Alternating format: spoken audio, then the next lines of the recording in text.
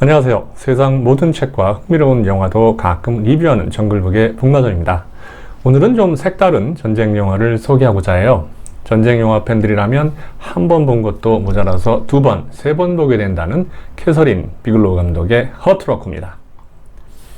영화를 보기 전에 제목을 파악하면 영화의 전체 내용을 관통하는 핵심이나 주제를 파악할 수 있어서 좋습니다. 이 영화 제목이 허트 로커라고 해서 전쟁 영화니까 심장을 쫄깃하게 잠그는 영화라고 한 모양이네 라고 생각했는데 그게 아니더군요. 아프다는 뜻의 허트를 써서 허트 로커입니다. 허트 로커는 미군들이 쓰는 속어로 벗어나기 어려운 물리적, 감정적인 고통의 기간을 뜻합니다. 병사들이 전쟁 중에 부상이나 패배, 정신적인 스트레스를 겪고 나서 충격이나 고통, 우울감에서 빠져나가지 못할 때 허트로커에 갇혔다고 표현한답니다. 영화를 보면 왜 이렇게 제목을 지었나 알 수 있습니다. 이것과 비슷한 의미로 PTSD, 즉 외상 후 스트레스 장애도 있죠. 이 영화에서 허트로커는 두 가지 의미로 사용됩니다. 첫 번째는 단어 의미 그대로예요. 전쟁에 참가한 병사들은 하루빨리 고향에 돌아가려 하지만 막상 고향에 가면 정상적인 생활을 하지 못하고 다시 전쟁터로 향하는 경우가 흔합니다. 영화가 시작되면 등장하는 War is Drug 이라는 문장은 이러한 병사들의 상황을 가리킵니다. 두 번째 의미는요, 알면서도 도저히 빠져나올 수 없는 절체절명의 상황을 뜻합니다. 이 영화의 주인공들인 폭발물 제거반 EOD의 경우 폭발물 해체 중에 사고나 다른 이유로 몇 초 후에 폭탄이 터진다는 사실을 알아도 그 자리에서 피하거나 막을 도리가 없습니다. 이런 상황을 맞게 되면 허트로커적이라고 할 수 있는 거죠. 이 사건의 무대는 이라크 전 당시의 이라크입니다. 불발탄이나 저항군들이 장치한 IED 제거 임무를 맡은 미군 폭발물 제거반 EOD 팀의 이야기를 그리고 있습니다. IED는 Improvised Explosive Device의 약자로 임시로 조달한 재료로 만든 사제폭탄을 가리킵니다. 아프가니스탄과 이라크에서 미군들이 이 IED로 많이 죽거나 부상을 당했죠. 근무 종료 한 달여를 앞둔 시점에 톰슨 중사가 이끄는 EOD 팀은 폭발물을 제거하러 출동합니다. 폭발물 위에 폭탄을 설치하려 가던 로봇이 이끄는 수레가 그만 고장나는 바람에 할 수 없이 톰슨 중사가 직접 폭탄을 기폭하러 가기로 했는데요. 그런데 근처에 있던 수상한 이라크 남자가 휴대폰으로 폭탄을 작동시키는 바람에 톰슨 중사는 그 자리에서 즉사하고 맙니다. 샌보나사의 무전을 통해서 폭탄이 곧 폭발할 걸 알았지만 톰슨 중사는 할 수 있는 것이 아무것도 없었던 허트로커적 상황에 처했던 거죠. EOD 팀의 폭탄을 직접 해체하는 팀장과 그 주변에서 경호를 담당하는 부팀장과 팀원이 있는 이유가 이처럼 원거리에서 폭탄을 기폭하는 인원을 가려내거나 아니면 기습 공격을 받을 경우에 대응하기 위해서입니다. 톰슨을 대신해서 분대장으로 부임한 윌리엄 중사는 완전 또라이입니다. 폭탄을 앞에 두고 조심하는 법도 없고 또 현장에서 샌본 하사와 소통도 제대로 하지 않습니다. 제 멋대로입니다. 샌본 하사는 같은 실수를 하지 않기 위해서 윌리엄 중사하고 마구 티격태격 하는데요. 서먹했던 이들의 관계는 사막에서 이라크 저격수와 대치하면서 살아남는 과정에서 풀어집니다. 이렇게 복무기간 마감까지 무사히 넘어가나 싶었지만 그럴 리가 있습니까? 팀장이라는 작자가 위험을 향해서 죽어라 달려드는데 사고가 안 날 수가 없죠. 시내에서 유조차 폭발 사고가 나서 다시 EOD 팀이 출동합니다. 그런데 폭파범이 근처에 있다고 확신한 윌리엄이 수색을 강요하고 그 과정에 엘드리지가 사라집니다. 엘드리지를 끌고 가는 납치범들을 저지하던 중에 엘드리지가 총탄에 다리를 맞습니다. 결국 엘드리지는 중상을 입고 후송을 가고 윌리엄은 아무도 없는 곳에서 자책을 합니다. 사실 시야도 제대로 확보되어 있지 않은 밤에 무리한 수색을 벌여서 엘드리지를 다치게 만든 책임이 있는 거니까요. 강인한 척 했지만 실제로는 그도 평범한 군인이라는 사실을 보여주는 장면이었습니다. 복무 마감 2주 전에 폭탄이 몸에 장착된 이라크 남성이 구조 요청을 합니다. 그런데 시한폭탄에 설정된 시간이 너무 짧아서 윌리엄은 결국 구조를 포기하고 말죠. 끝까지 폭탄을 해체하려던 윌리엄과 샌보는 폭발 시에 폭압에 휘말려서 가벼운 부상을 입게 됩니다. 본부로 돌아가면서 미혼이지만 지금 죽고 싶지 않고 아들을 낳고 싶다는 샌본의 이야기는 윌리엄으로 하여금 아들과 아내가 있는 고향으로 돌아가게 만들죠. 하지만 이런 아이러니가 있을까요? 그렇게 오매불망 기다렸던 가족과의 일상은 전장의 폭탄 해체 느낌의 임무에 비하면 너무나 시시했던 겁니다. 매 초마다 삶과 죽음의 경계를 오가면서 살아있음을 느끼던 그 짜릿한 체험과 기억은 마약이나 다름없었던 거죠. 결국 윌리엄은 아내와 아들을 다시 남겨놓고 이라크의 전장으로 돌아갑니다. 전쟁 영화들을 보면 공통점이 있죠. 전장에서 용감하게 싸운 병사들의 영웅한데요. 이러한 주제를 살리기 위해서 어떤 감독은 미학적인 면을 강조하고 또 어떤 감독은 현장감을 살리기도 하며 어떤 감독은 참혹한 전쟁에 대한 반성과 비판의식을 보여줍니다. 이 영화는 화려한 총격전이나 전투씬을 보여주지 않으면서도 전쟁을 강렬하게 비판합니다. 극한 상황에서 병사들이 생과 사를 오가는 경험은 다른 어떤 것보다도 자극적이고 강렬하기에 참혹하고 또 무용하다는 사실을 알면서도 전쟁터를 다시 찾게 된다는 끔찍한 사실을 지적하는 거죠. 이러한 전쟁의 영향력을 보여주는 주인공이 바로 윌리엄 중사였던 겁니다. 윌리엄 중사는 척 봐도 영웅과 거리가 멉니다. 임무 시 동반되는 공포와 긴장감을 무시하려는 경향이 너무나 강하다 보니까 정신적으로 상당히 불안정한 모습을 보여줍니다. 이런 유형의 병사들이 고국으로 돌아와서 반사회적인 행동을 할 가능성이 상당히 높습니다. 이런 병사들은 각별한 조치가 필요한데 실제로는 제대로 배려를 하는 경우가 많지 않아서 사회 문제가 되기도 하죠. 아메리칸 스나이퍼의 실제 주인공이자 유명한 저격수였던 크리스 카일은 귀국 후에 PTSD를 앓고 있는 퇴역 군인들의 치료를 위해서 활동하던 중에 PTSD를 심하게 앓고 있던 해병대 저격수 출신 에디 루스에게 총격을 당해서 사망했습니다. 피해자나 가해자나 모두 국가를 위해서 용감하게 싸운 군인들인데 이런 일이 벌어지다니 정말 안타까운 일이죠. 생명을 걸고 나라를 위해 용감하게 싸운 군인들이 입은 정신적 피해는 군에서 잘 보살펴줘야 됩니다. 자신들이 필요할 때만 온갖 헛소리를 하면서 징집하지 말고요. 무려 870번 이상의 폭탄 해체 임무를 성공한 베테랑 윌리엄이 귀국을 결심한 계기는 부상을 당하면서 죽음에 대한 공포를 실감해서가 아니라 폭탄을 두른 이라크 남성을 구하지 못한 자신에게 좌절해서였다고 봅니다.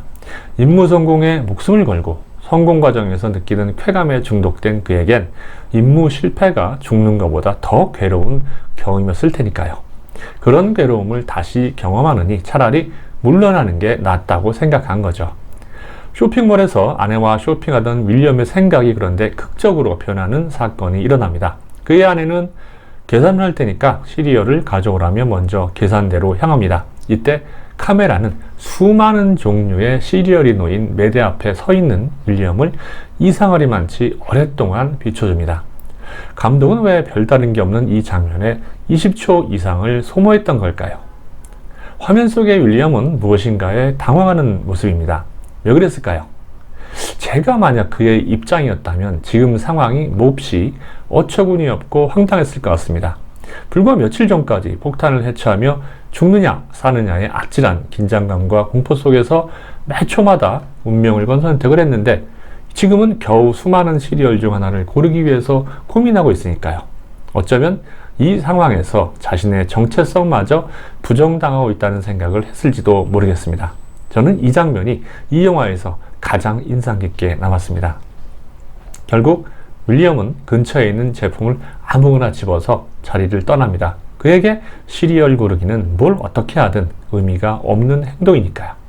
그날 저녁 윌리엄은 자신의 생각과 기분을 어린 아들에게 고백하고 이라크 복귀를 결심하게 됩니다. 놀랍게도 상남자들이 득실거리는 이 영화의 감독은 여성 감독 캐서린 비글로우입니다. 이처럼 선이 굵은 전쟁 영화를 남자 감독들 못지않게 실감나게 연출했다는 사실은 보통 일이 아니죠. 그런데 비글로우 감독을 조금이라도 아는 영화팬이라면 이 사실이 그다지 놀라운 뉴스가 아닐 수 있습니다. 그녀의 필모그래피를 보면 충분히 고개가 끄덕여지거든요.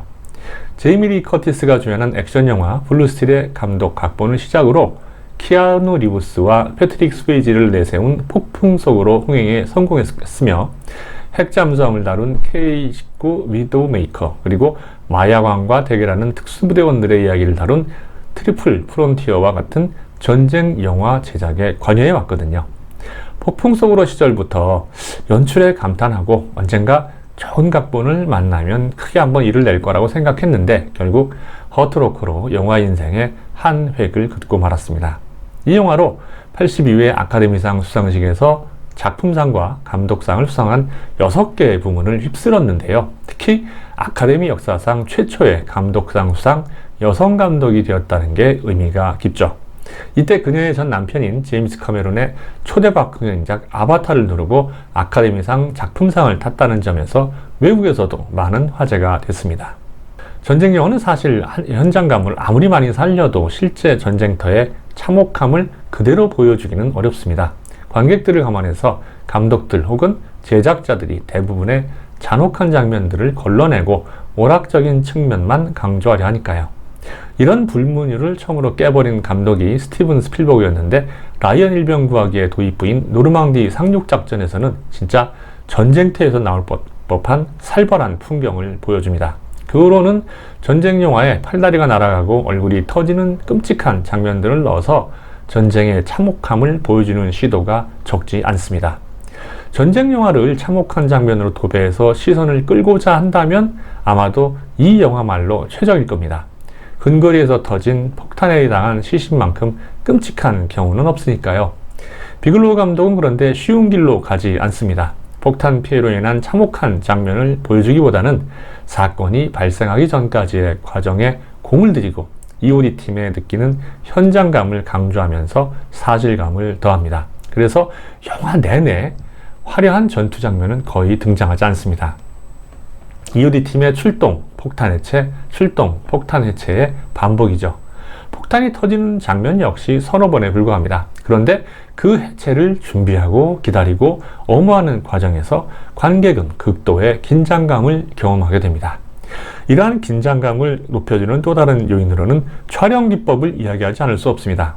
평소에는 고정된 화면을 찍다가도 필요하다 싶으면 핸드헬드 촬영을 아낌없이 사용합니다. 영화 감성보다 다큐 느낌이 들 정도인데요. 이러한 촬영과 편집만으로도 한눈을 팔지 못할 정도의 긴장감을 연출합니다.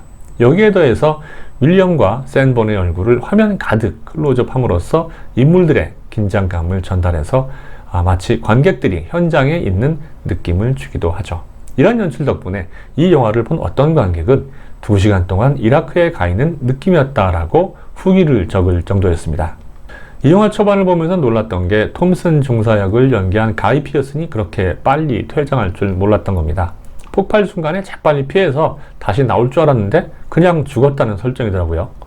가이 피어슨은 메메토의 세계적인 흥행으로 이미 스타가 된 배우였는데 단역처럼 지나간 거잖아요. 아마 그 장면을 보면서 저와 같은 생각을 했던 분들도 분명히 있을 겁니다. 할리우드 스타들이 개런티만큼이나 콧대도 높은데 과연 감독과의 친분 덕분이었는지 아니면 작품이 마음에 들어서 우정 출연한 건지는 잘 모르겠습니다. 주조연급 배우들이 단역으로 등장한 건 이뿐만이 아닙니다. 잉글리시 페이전트로 유명한 영국 배우 랄프 파인즈는 사막에서 타이어가 펑크나서 오도 가도 못하는 용병으로 등장하고요.